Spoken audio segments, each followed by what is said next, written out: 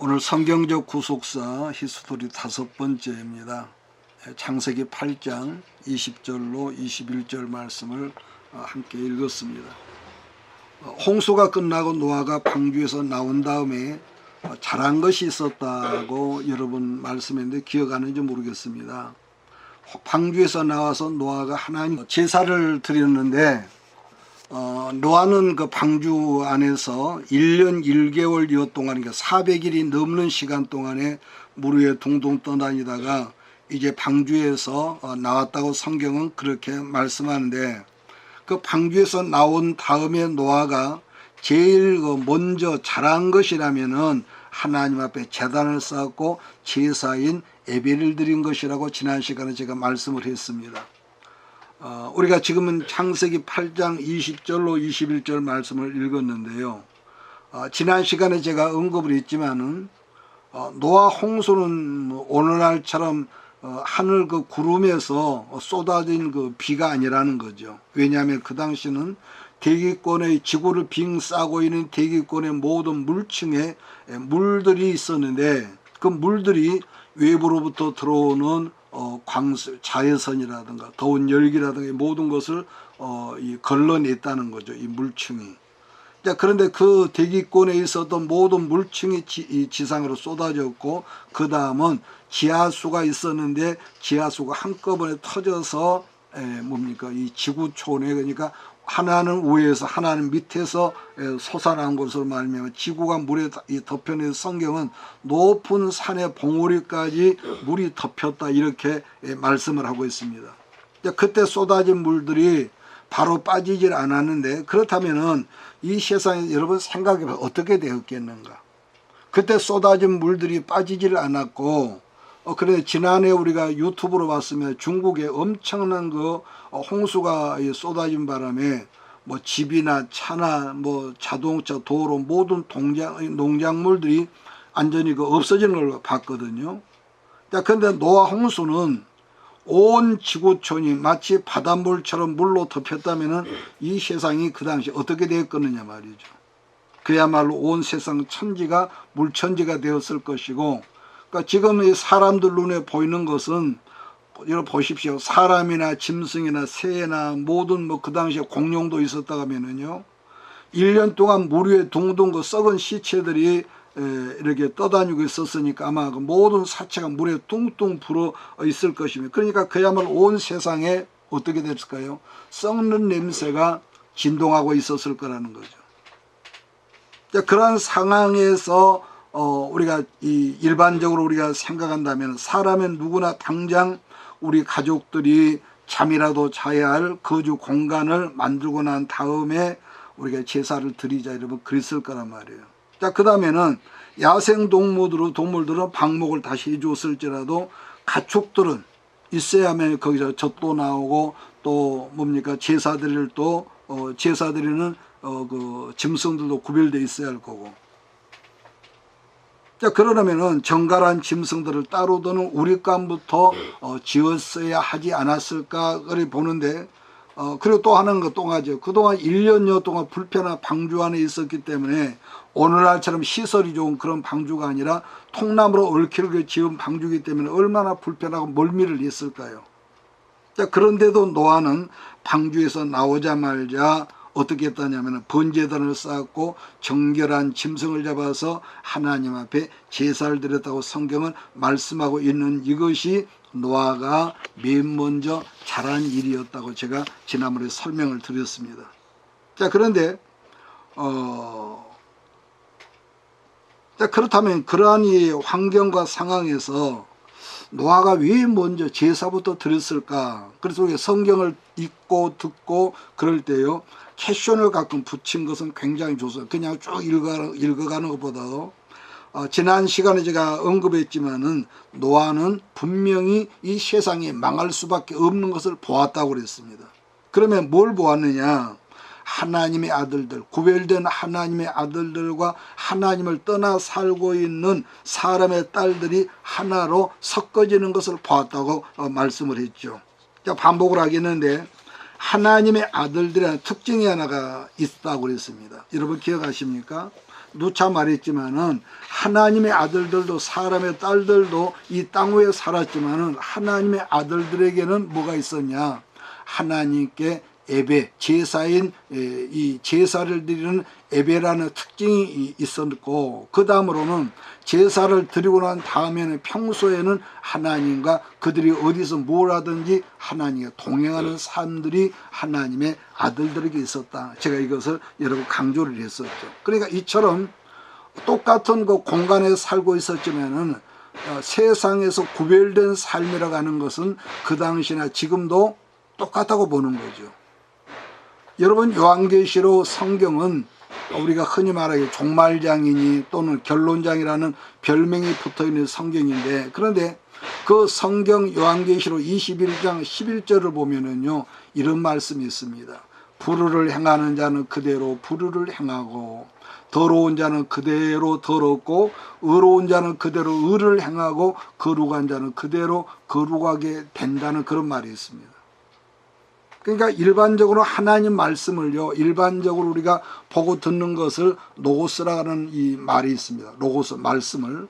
그래 반면에 같은 말씀이라도 여러분 똑같은 시간에 말씀을 들어도요, 어느 순간에 우리 심령 속에 부딪혀오는 말씀이 있고요, 가슴이나 영으로 주는 말씀을 레마라고 그럽니다.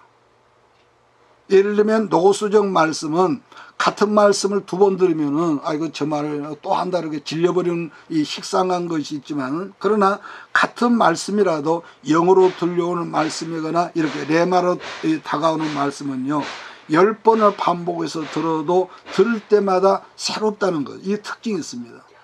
그러니까 전혀 엉뚱한 말 같지만은 우리들이 볼 때는요, 무당들이 다 똑같은 무당처럼 보이지만은요, 근데 이 무당들을 크게 나눈다면은 두 가지가 있습니다. 하나는 학습 무당이 있습니다. 학습 무당이 무슨 말이냐면은 위에 사람보다 계속 배워서 우리 이 기독교 같은 신학교에서 배운 거, 그러니까 배운 것 외에는 모르는 거죠.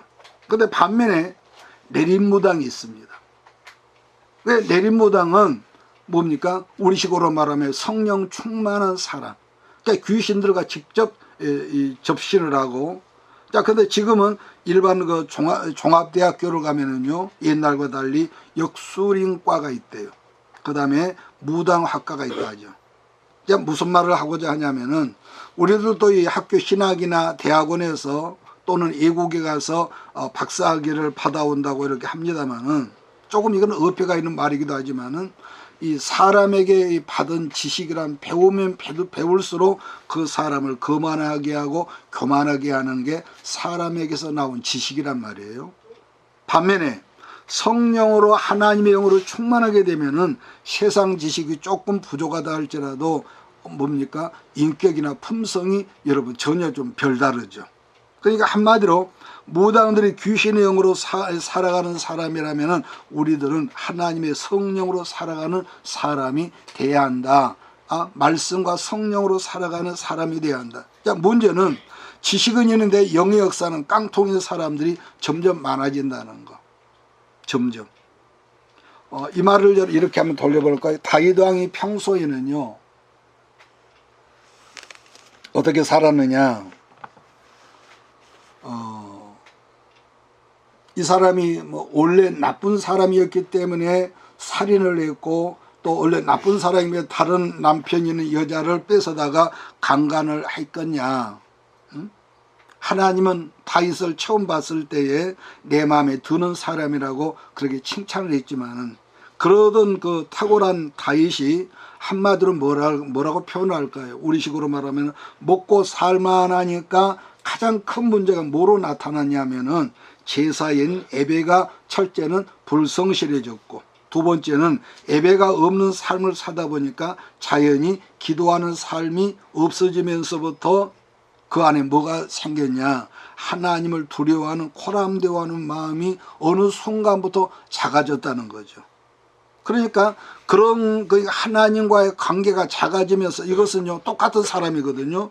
그때부터 다윗이 거짓말을 하기 시작했고 그때부터 코람대가 없어졌고 그때부터 음란한 마음을 자기가 절제하지 못하는 욕심으로 말미암다가 큰 환난을 여러분 다윗이 당하지 않습니까? 자, 그렇기 때문에 우리들이 드리는 예배가 그만큼 예나 지금이나 능력이 있다는 것을 여러분 믿는 여러분이 되기를 주의 이름으로 축복합니다. 자, 그런 점에서 로마서 1장을 보면은 하나님과 멀어진 하나님의 사람들에게서 나타나는 여러 가지 악한 마음들이 조목조목 등장을 하는데요. 이것은 특별히 악한 사람들이 따로 있다는 게 아니라 이렇게 말씀은 나도 말씀으로는 여러분들도 어느 순간부터 하나님과 멀어지고 나의 삶 가운데서 주와 동행하는 삶이 없어지면은요 우리도 다 똑같은 사람들이 된다는 것인데 왜냐? 여러분도 이렇게 말한 나도 우리 안에는 죄성이 있거든요. 뭐가 있어요? 죄성이 있어요. 응? 죄성이. 그래서 로마서 1장 표현을 그대로 하면은 로마서 1장 28절 또한 그들이 마음에 하나님 두기를 싫어하며 하나님께서 그들을 그 상실한 마음대로 내버려 두사 합당하지 못한 일을 하도록 방임하셨다는 말이 있습니다. 뿐만 아니라 31절 로마서 1장 그들이 이 같은 일을 행하는 자를 사형에 해당한다고 하나님께 정하심을 알면서도 자기들만 행할 뿐 아니라 또한 그런 일을 행하는 자들을 기억합니까? 옳다고 말했다는 거죠. 또 사사기 성경의 핵심 구절이 여러분 기억합니까? 사사기 21장 25절인데 그때에 이스라엘의 왕이 없으므로 사람이 각기 자기의 소견에 자기 생각에 옳은 대로 행동했다는 그런 말이 있습니다. 그러니까 계시록 22장 말씀이나 로마서 1장 말씀이나 사사기 말씀들은 사람들이 얼마나 윤리적이냐 도덕적이냐를 말하는 것이 아니라 하나님과 동행하는 삶이 있냐 없냐 하나님께 예배하는 사람이 있냐 없냐를 말씀한다는 것이죠. 자, 그렇기 때문에 창세기 노아 홍수 사건은 하나님의 사람들이 하나님을 경외하거나 하나님께 제사하거나 그분과 동행하는 삶이 없어지면서부터 생겨진 결과라고 여러분 그렇게 우리가 말을 붙여야 할 것입니다. 그러므로 우리는 내가 나 자신을 스스로 보더라도 하나님 앞에서 이것도 연약하고 저것도 부족하고 저것도 악한가 투성일지라도 그럼에도 불구하고 종교적인 그런 사람이 아니라 예수를 믿어서 하나님께 구원받는 성도들인 것을 여러분이 아멘 하기를 주의 이름으로 축복합니다. 창세기 9장은요. 창세기 23절은 큰아들 누굽니까? 큰아들 이름이 누구죠? 노아의 큰아들. 갑자기 생각이 안 나요. 큰아들 셈과 셋째 아들 야벳이가 아버지의 하체를 보지 않고 뒷걸음질을 쳐서 이불로 아버지의 하체를 덮었다고 했고 그 다음 말씀을 보면 아버지 노아가 여러분 술이 아무리 취해서 시간 잠에 깼을 거 아닙니까? 술이 깬 다음에 그런 모든 사실을 아버지 노아가 알았다는 거죠. 아마 아버지로서 스스로 본이 되지 못하는 행동에 있어서 아마 많은 수치심을 느꼈겠죠. 왜냐하면 아들들도 있었고 또 며느리들도 있었고 자기 부인도 있었을 것이고 그러니까 그런 사실을 까발리고 수치심을 주었던 그 함에게 엄청 노아가 아마 화가 났던 것 같아요. 그래서 그런 모든 사실을 알고 난 다음에 이 노아의 행동을 보면은 자기 아들 함을 저주했다는 내용이 있거든요. 창세기 9장 24절을 제가 봅니다. 노아가 술이 깨어 그의 작은 아들이 자기에게 행한 일을 알고 이에 이르되 가나안은 저주를 받아 그의 형제의 종들이 되기를 원하노라. 여러분 본문에서 종들의 종이라는 말은 무슨 말 가장 비천한 종들이라는 그런 의미입니다. 지난 시간에 제가 언급했지만은 지금 그런 모든 사건의 동기부여는 누가 했습니까? 노아 아버지가 했거든요. 노아가. 그러니까 아버지인 자기가 술이 떡이 되도록 먹지 않았다면 술이 떡이 되지 않고 그 뭡니까 몸에 열이 나니까 그냥 지금처럼 속옷 입는 시대도 아니었기 때문에 발가벗은 행위가 없었다면은 그런 수치될 일들이 있을 턱이 없지요. 아니 아들들이 아버지 벌거벗은 모습을 보았고 그러한 사실을 형제들과 가족들 앞에서 조금 좀 떠벌렸다 했을지라도 안 할 말은 몽둥이를 한 대 들고 때리고 말지. 그러한 사실로 인해서 아들의 그 손자를 저주했다는 것은 솔직히 우리가 말도 이러면 안 되거든요. 그리고 노아의 그 성질이 좀 더러워서 저주를 했다 손 치더라도 당사자인 함을 저주해야지 왜 하필이면 함이 낳은 아들, 아들 중에서도 막내 아들, 이 막내 손자인 가나안을 저주를 했겠냐. 이게 좀 이상하거든요. 여러분 기억합니까? 함의 아들이 몇 명이라고 그랬습니까? 4명입니다. 함의 아들이 4명인데 창세기 10장 4절을 보니까 구스와 미스라임과 북가 그리고 가나안입니다. 막내인 가나안은 함의 몇 번째 아들이라는 거예요? 몇 번째? 네 번째 막내 아들이 네 번째. 그런데 창세기를 읽다 보면은 구스의 아비 함이라고 말하지 않고 계속 가나안의 아비 함을 말한다는 거. 그러니까 이런 점에서 성경을 보면은 함의 자손들이 지금의 북아프리카인 이디오피아 또 이집트 또 어딘가요? 리비아까지 이 붓의 후손들 붓이 조상으로 되어 있고 오직 가나안이라는 그 후손들은 어디를 차지하고 살았냐면은 지금의 팔레스타인 이스라엘이 살고 있는 그 땅 이 원주민들이 이 뭡니까 가나안의 후손이라는 거. 자 그런데 아버지 노아가 왜 하필 함의 네 번째 아들은 가나안은 저주를 받아서 종들이 종이 되라고 했을까? 그런데 우리들이 이러한 부분에서 알아야 하는 것은요. 여러분 잠언 26장을 한번 볼까요? 잠언 26장. 이것은 제가 읽어드린 것보다도 여러분이 찾아서 보는 게 더 좋겠습니다. 잠언 성경 26장 2절을 보십시오.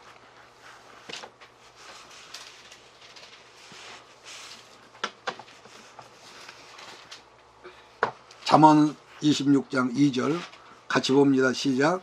까닭 없는 저주는 청새가 떠도는 것과 같고 이루어지지 아니하니라 이렇게 있거든요. 그러니까 예수님 말씀대로 우리들이 어떤 집을 가든지 어떤 직장 어떤 회사를 가서 뭐라 합니까? 그 집과 회사의 평안의 축복을 빈다고 할지라도 그 다음에 너희들이 빈 축복과 평안이 그 집과 가정과 그 사업자 합당하다면은 그 집이나 회사에 그대로 복이 임하겠지만은 그 다음에 그러나 너희가 빈 평안과 복이 합당하지 않다면 빈 복과 평안이 어디로 간다고 그랬습니까?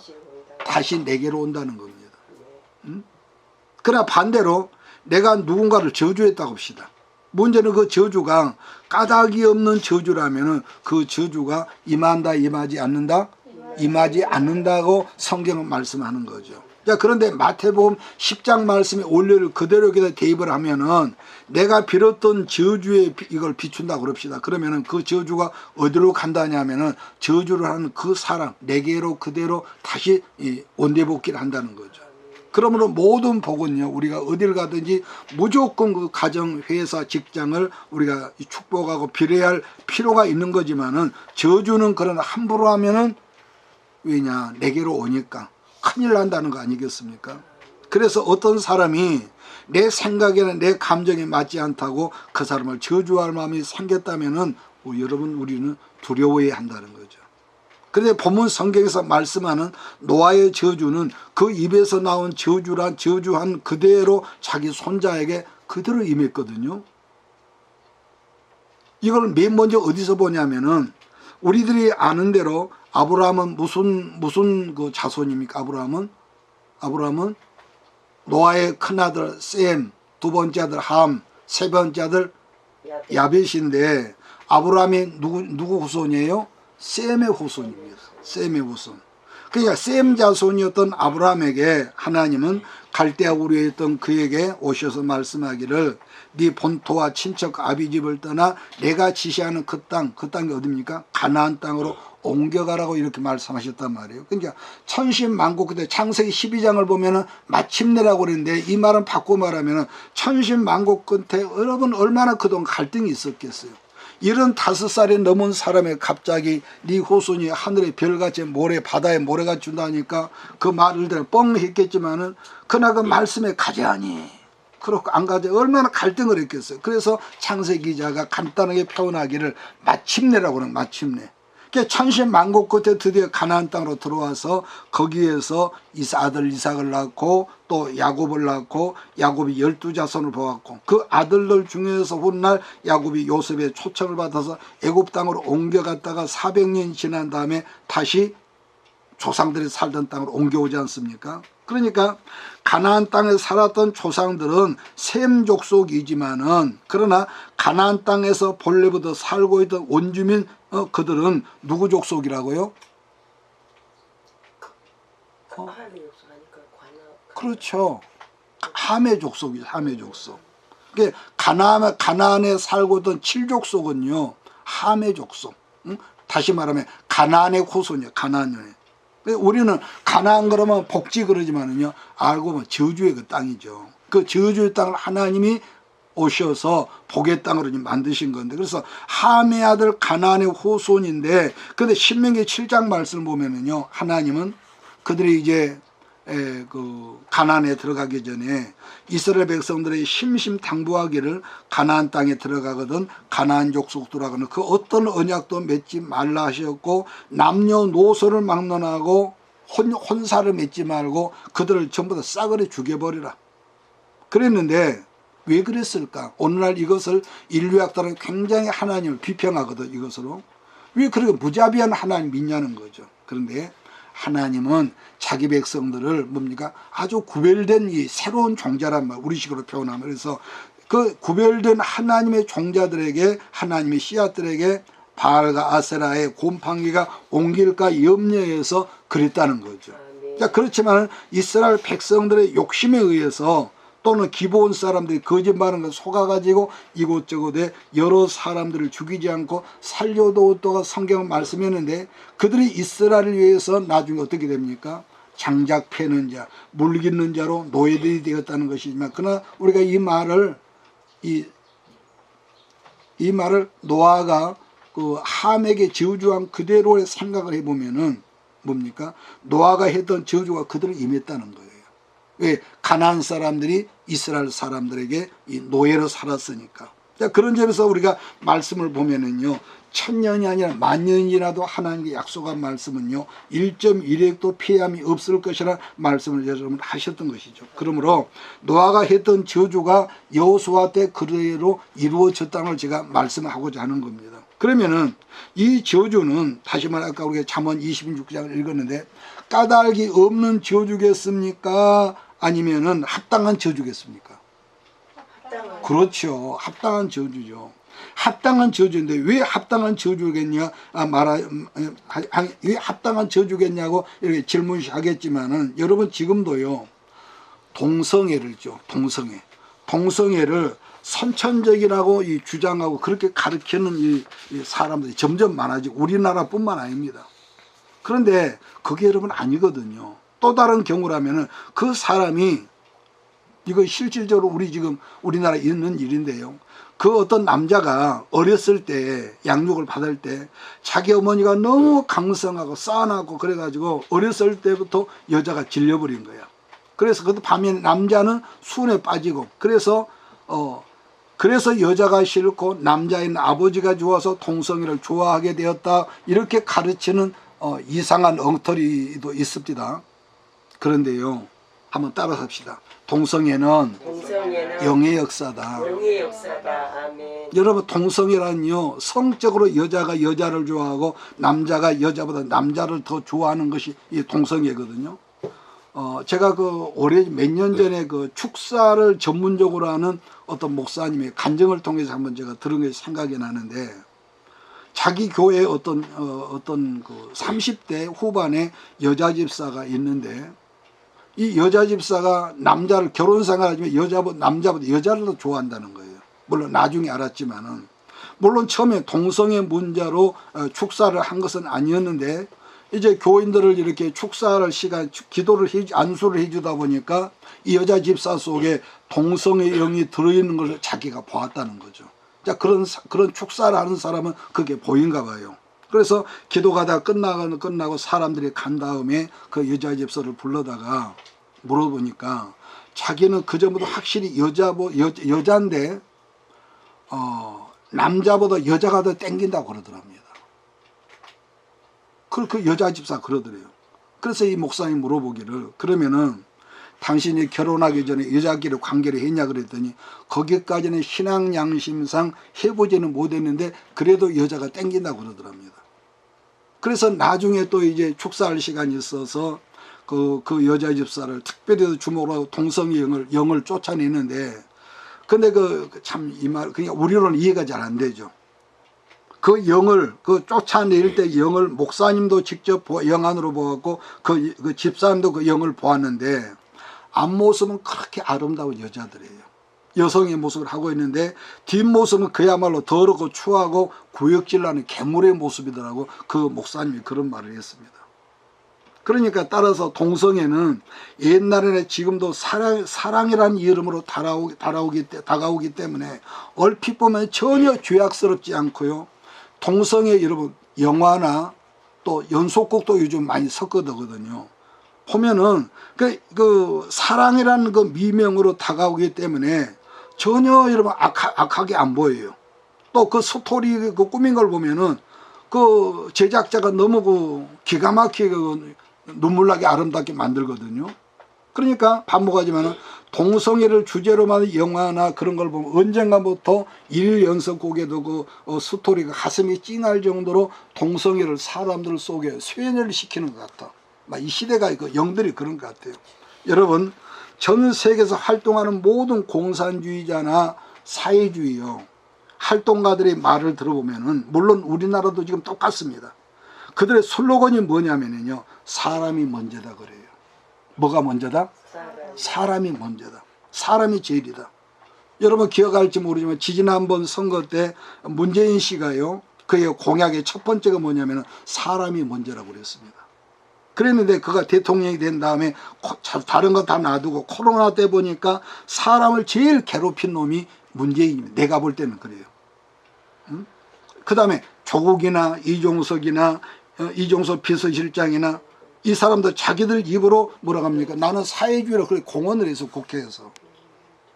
그러니까 이처럼 가짜들은 겉모습은 언제나 화사하고 아름답고 뭐 포퓰리즘으로 뭐 세금 가다가 백성들 선심 쓰듯이 나눠주고요. 이렇게 가짜는 항상 아름다워요.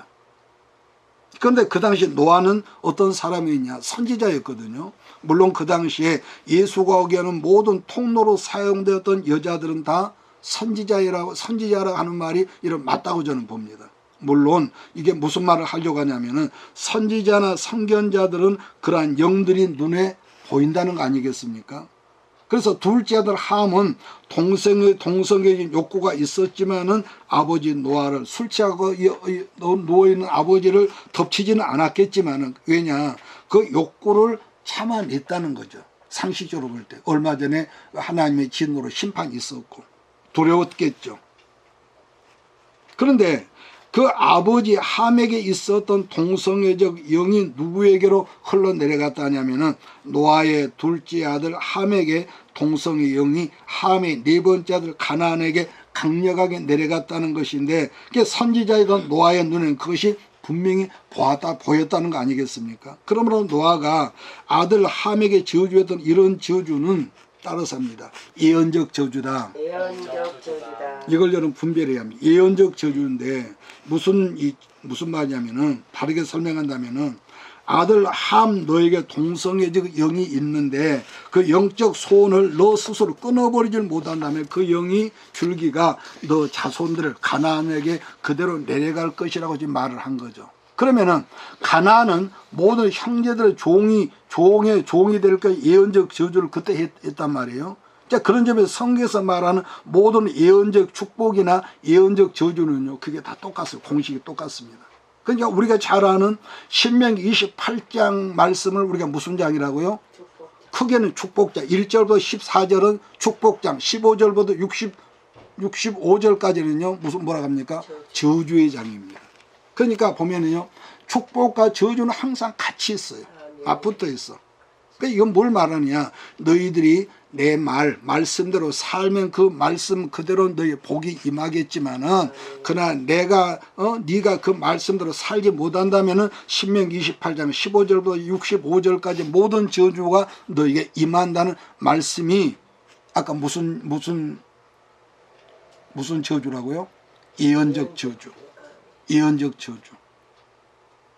여기서 조금 거리감이 있는데요. 에스겔을 여러분 3장 말씀을 보면 한번 찾아보십시오. 좀 거리가 있는 말인데, 그래서 여러분 참 주의 종들의 무조건 요즘에 보니까 뭐 여자분들이 안수 받는 것을 나는 그렇게 선호하지는 않습니다만, 이렇게 말해도 나중에도 욕먹을지 모르겠는데, 참 그런 걸 보면 좀 무서워요. 안수를 그렇게 막 돈 싸갖고서 받으라는 거 보면은. 에스겔 3장 말씀은 주의 종들이 파수꾼들이 주신 바 이 사명의 말씀인데, 그래서 사명자가 중요하고요. 그 책임이 엄청나다는 거예요. 그래서 저주도 축복도 반드시 먼저 말씀하는데, 그 말씀대로 내가 살면은 아까 축복이지만은 말씀에서 벗어나 살면은 저주가 그대로 임한다는 거. 자, 에스겔 3장 17절로 21절을 같이 읽겠습니다. 시작. 인자야, 내가 너를 이스라엘 족속의 파수꾼으로 세웠으니 너는 내 입의 말을 듣고 나를 대신하여 그들을 깨우치라. 가령 내가 악인에게 말하기를 너는 꼭 죽으리라 할 때에 네가 깨우치지 아니하거나 말로 악인에게 일러서 그의 악한 길을 떠나 생명을 구원하게 하지 아니하며 그 악인은 그의 죄악 중에서 죽으려니와 내가 그의 핏값을 네 손에서 찾을 것이고, 네가 악인을 깨우치되 그가 그의 악한 마음과 악한 행위에서 돌이키지 아니하면 그는 그의 죄악 중에서 죽으려니와 너는 네 생명을 보존하리라. 또 의인이 그의 공의에서 돌이켜 악을 행할 때에는 이미 행한 그의 공의는 기억할 바 아니라 내가 그 앞에 거치는 것을 두면 그가 죽을지니 이는 네가 그를 깨우치지 않았음이니라. 그는 그의 죄 중에서 죽으려니와 그의 핏값은 내가 네 손에서 찾으리라. 그러나 네가 그 의인을 깨우쳐 범죄하지 아니하게 하므로 그가 범죄하지 아니하며 정령 살리니 이는 깨우침을 받음이며 네도 네 영혼을 보존하리라. 참 의미가 참 큰 말씀이죠. 자, 그렇다면 여기서 다시 본문으로 돌아갑시다. 그 당시 노아의 아들 함의 죄가 뭐냐면은, 여러분 레위기 18장 말씀과 레위기 20장 말씀 보면요, 그 내용이 똑같습니다. 두 성경을 펼쳐놓고 비교를 해보십시오. 거기 다 제가 설명 못하는데, 거기 보면은요, 아비의 하체를 범하지 말라, 어미의 하체를 범하지 말라, 이모의 하체나 고모의 하체를 범하지 말라. 여러분 우리말로 하체란 그냥 하체가 아니라 성기라고 지난번에 말씀을 했지 않습니까? 그러면은 여기서 18장은 놔두고 20장을 보면은요, 거기서 뭐라고 했냐면은 아비의 하체나 어미의 하체를 범하거든 그때 뭐라고 죽여버리라고 그랬습니다. 죽여버리라. 고모나 이모의 하체를 범하거든 그 사람을 아끼지 말고 죽여버리라고 그랬습니다. 그리고 나서 그 아래로 내려가면 1:2가 나오거든요. 무슨 말이냐면은 언니와 여동생을 취하지 말라, 딸과 장모를 취하지 말라, 그 다음에 서핑이라는 것도 나오거든요. 그러니까 참 무슨 말이냐면은 너 사람 내 사람, 네 아내 내 아내, 네 남편 내 남편 이런 구별이 없이 그냥 짐승처럼 한 곳에서 뒹굴러 있는 거예요. 뒹굴러 있는 거. 그리고 난 다음에 무슨 말이 또 나오냐면은 수간이라는 말이 등장. 여러분 수간이 뭐였습니까? 수간이라는 말이 뭐냐면은 사람이 짐승하고 성관계를 한다는 그런 말입니다.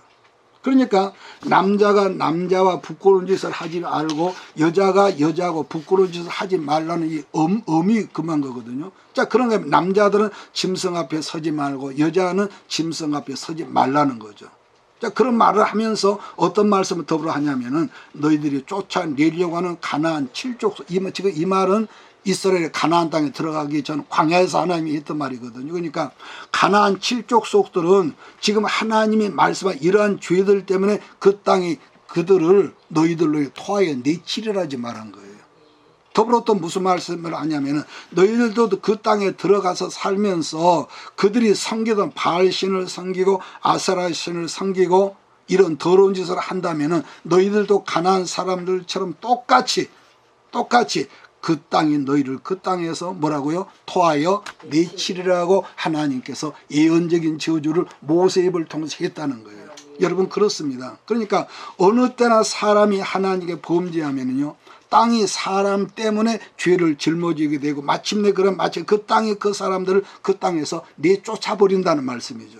이걸 대표적으로 간단하게 여러분 말하면은 여러분 그 땅에 들어가서 북왕국 이스라엘이 그 땅에서 아수르에 쫓겨나 버리지 않습니까? 그 쫓겨나기에 수많은 선지자 예언자들이 그렇게 말씀으로 타일고 충고했지만 그들이 그 선지자를 죽였단 말이에요. 그 다음에 146년 후에 남왕국 유다가 그걸 보고 알면서 그 땅에서 바벨론에게 또 쫓겨났는데요. 똑같거든요. 그렇기 때문에 가나안 원주민이었던 가나안 7족속의 죄가 뭐라고 했냐면은 함의 아들이 가나안이고 그 가나안이 가나안 7족속의 조상이라는 겁니다. 따라서 이 사람들의 죄는 뭐냐? 성적으로 난잡한 죄를 짓다가 동성애로 자라다가 나중에는 점점점 짐승들과 관계라는 이렇게 죄가 점점 자란다는 거. 그러므로 여러분 참 어느 시대나 음란의 죄는요 그대로 있지 않고 좀 자라게 돼 있습니다. 성적으로 한번 사람이 타락을 하고요 엉뚱한 짓을 하면은 그 다음은 서아핑으로, 그 다음은 동성애로, 그 다음은 수간으로 이렇게 이 죄가요 자란다는. 그래서 우리 야고보에는 말씀하죠. 욕심이 잉태한 즉 죄를 낳고 죄가 장성하면은 마침내 죽는 역사가 있다는 거예요. 응? 왜냐? 사람이 한번 이 음란한 이 영에 빠지면은요, 왜냐? 더욱더 더 짜릿하고 더 기가 막힌 쾌감을 계속 추구하는 것이 인간이라는 거예요. 조금 전에 제가 예언적 저주라고 했던 말은 아들 가문의 저주가 흘러가라고 한 저주가 되겠습니까? 아니겠습니까? 예언적 저주라고 그랬거든요. 그러니까 노아가 함에게 당부했거든요. 저주를 하면서. 그 저주의 의미가 뭐냐? 아버지 노아는 이 저주가 흘러가기를 바라고 했을까요? 바라지 않고 했을까요? 아, 그러지요. 응? 이게 무슨 말이냐면은 하나님께서 가인에게 했던 말을 여러분 기억하시죠? 가인이 제사 문제, 예배 문제로 앙심을 품고 아벨을 죽이려고 그랬을 때 하나님이 가인에게 했던 말이 있거든요. 죄의 소원은 네게 있으나 그 다음에 기억합니까? 너는 그 죄를 다스리라. 응? 따라서 우리들도 적극적으로 하나님 앞에서 선을 행하지 않으면은 내가 원래 나쁜 놈이고, 여러분이 뭐 나쁜 놈의 그런 의미가 아니라 죄악이라는 놈이에요. 이게 영의 역사라고 그랬거든요. 죄가 언제 어느 틈에도 우리 집 문 앞에 마치 사자처럼 항상 웅크리고 있다는 거예요. 베드로도 그랬거든요. 삼킬 자를 찾는다고요. 따라서 이 노아의 그 두 번째도 함에게 있어도 동성애적 강한 욕구가 가나안에게 그대로 흘러갔다는 점을 지금 말해 주었던 것인데, 그렇게 말한 것은 다시 반복합니다. 그렇게 되기를 바라는 것이 아니라 예언적 저주였다. 그러니까 다시 말해서 이런 것이 네가 그걸 고치지 않으면 그런 역사 있을 것이야. 그걸 예언적 저주다. 우리나라에 1990몇 년인가요? 98년도인가요? 국가적 IMF 재난이 생기기 직전에 나온 여러분 책 하나가 있었습니다. 책 하나가 있었는데 우리나라 사람이 쓴 것이 아니라 메릴린 혀커라는 사람이 글을 썼고 우리나라에서 최고의 최기훈이라는 목사님이 번역을 한 책 중에서 제가 보니까, 제가 어제 그 준비를 하다가 지난주에 이 책을 찾으려고 하는데 겨우 오래된 책이라 찾았거든요. 이것이 1990 몇 년도에 나온 책이 번역책인데 이게 뭐냐면은 가게에 흐르는 저주를 끊어야 산답니다. 이 책 제목이. 그 책이 출판되어 나올 때에 와, 저도 기억하는데 2단, 3단은 굉장히 나라가 시끄러웠어요. 지금도 껄피가 2단, 3단 지금 그런 사람들 있잖아요. 물론 그 책을 읽다 보면은 너무 이건 좀 지나치다. 옛날 우리가 김기동 씨를 2단한 것은 뭐 이것도 귀신, 저것도 귀신. 그러니까 그분이 결론은 2단, 3단 그랬는데 너무 좀 주관적으로 치우친 그런 부분도 있지만 그럼에도 불구하고 성경은요. 말씀에 순종하고 복을 받으면은 어떻게 하냐. 수천 대까지를 말씀하고 있고 그러나 반대로 불순종함으로만 하나님을 떠나 살면은 그 저주가 몇 대까지 자손의 3대, 4대까지 흘러간다는 말씀을 하고 있다는 거죠. 나는 어린 시절에 섬에서 제가 자랐기 때문에 옛날 그 섬의 그 무식한 어른들이 했던 말을 지금도 여러분 기억을 하는데요. 어른들이 했던 말이 제 생각이 나는 겁니다. 자식들을 결혼을 시킬 때에 첫째, 물에 빠져 죽은 집안 식구하고는 혼사하지 마라. 두 번째, 목매달아 자살한 집안의 식구들하고는 혼사를 맺지 마라. 아주 금기시한다고 그랬습니다. 왜냐, 물에 빠져 죽은 집안하고는 혼사를 하지 말라. 목매달아 자살한 집안하고 혼사하지 말라고 했는데 왜 그러는가. 나중에 제가 성장한 다음에 그 말이 생각나서 물었더니 그런 집안은 자자손손 그러한 영의 역사가 반복된다는 어른들의 말이 제가 기억을 합니다. 지금도. 또 하나는 요즘은 이혼을 밥 먹듯이 하지만은요. 집안에서 이혼을 하는 사람이 여러분 있잖아요. 요즘에는 뭐 많죠.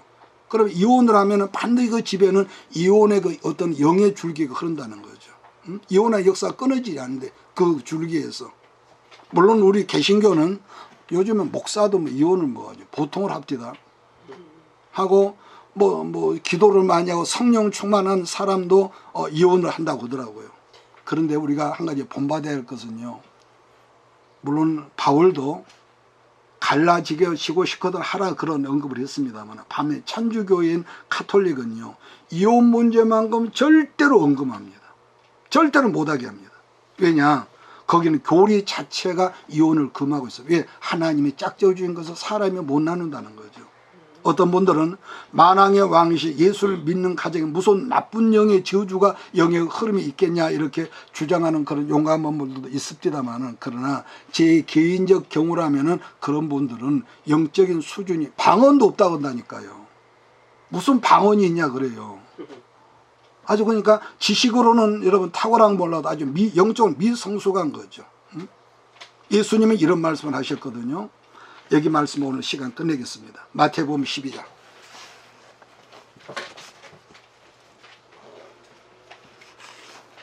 마태복음 12장 거기만 보고 오늘 말씀 끝내겠습니다.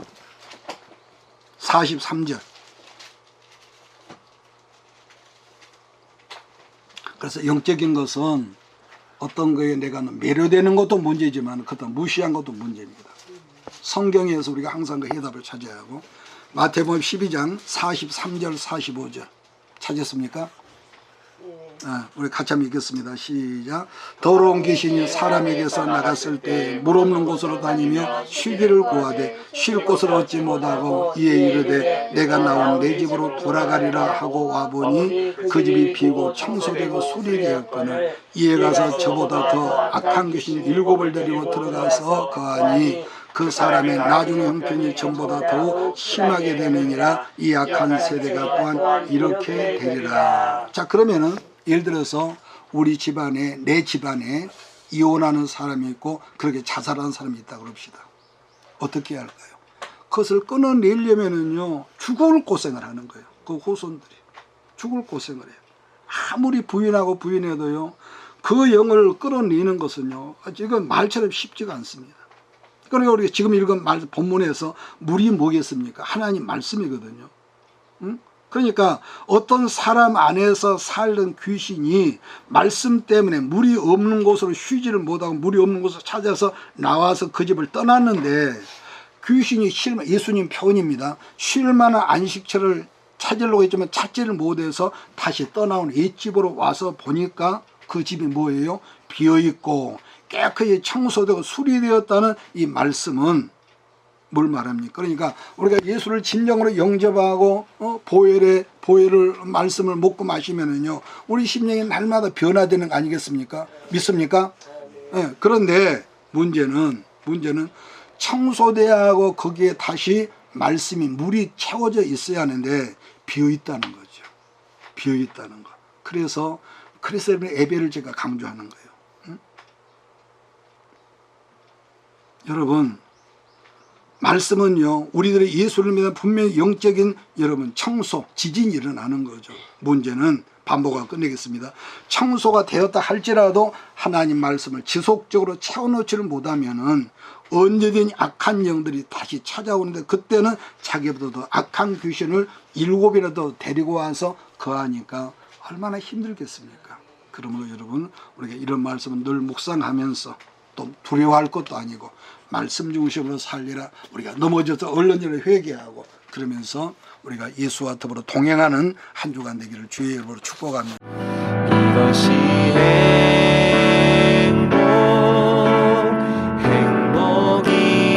행복이라오. 세상은 알 수 없는 하나님 선물. 이것이